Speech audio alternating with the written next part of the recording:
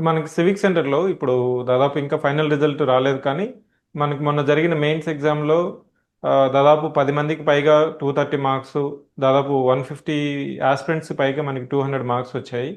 ఇది ఎస్ రావడానికి సార్. మన సివిక్ సెంటర్ నుంచి టెస్ట్ సిరీస్ మెటీరియల్ చాలా కీ రోల్ ప్లే చేసింది అనేది చాలామంది మన స్టూడెంట్స్కి తెలిసిందే. ఇప్పుడు మనకి క్లాసెస్ స్టార్ట్ చేసేటప్పుడు ఫ్రెషర్ స్టూడెంట్స్ వస్తుంటారు. వాళ్ళకి మనకి మెయిన్గా చెప్పాలంటే ఏమి ఇంపార్టెంట్ అనుకుంటున్నాం? టైంకి క్లాసులు చెప్పడమా, లేకపోతే చెప్పిన క్లాసు ఉపయోగకరంగా చెప్పడమా, లేకపోతే చెప్పిన తర్వాత టెస్టులు పెట్టడమా, లేకపోతే టైం బౌండ్ క్లాసెస్ కంప్లీట్ చేయడమా? మీ దృష్టిలో ఏమి ఇంపార్టెంట్ అనుకుంటున్నారు ఒక క్లాస్ రూమ్ ప్రోగ్రామ్కి?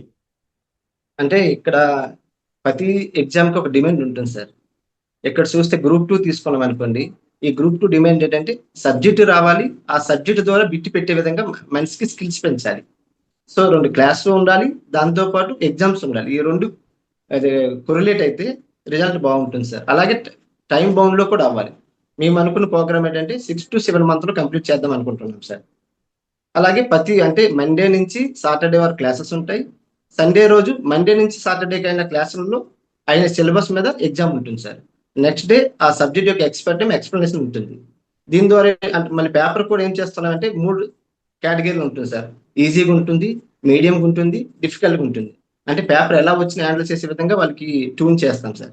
ఈ విధంగా చేయడం బట్టి ఏంటంటే వాళ్ళు సబ్జెక్ట్‌తో పాటు ఎగ్జామ్‌కి కావాల్సిన స్కిల్స్ ఇంప్రూవ్ చేసుకుంటారు సార్. రేపు ఉదయం రిజల్ట్ అనేది చాలా బాగుంటుందని మా ముఖ్య ఉద్దేశం సార్.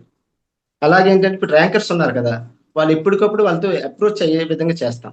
అంటే వాళ్ళు ప్రాక్టికల్‌గా డౌట్స్ గాని, ఏ విధంగా షెడ్యూల్ చేసుకోవాలని, లేతే మార్కులు తగ్గేటప్పుడు ఏ విధంగా అది టెంపో మెయింటైన్ చేయాలి కదా సార్. ఆ సైకో, ఆ ఎగ్జామ్ సైకోని, ఆ ఎమోషన్‌ని క్యారీ చేసే విధంగా మేము ఎప్పటికప్పుడు చర్యలు తీసుకుంటాం సార్.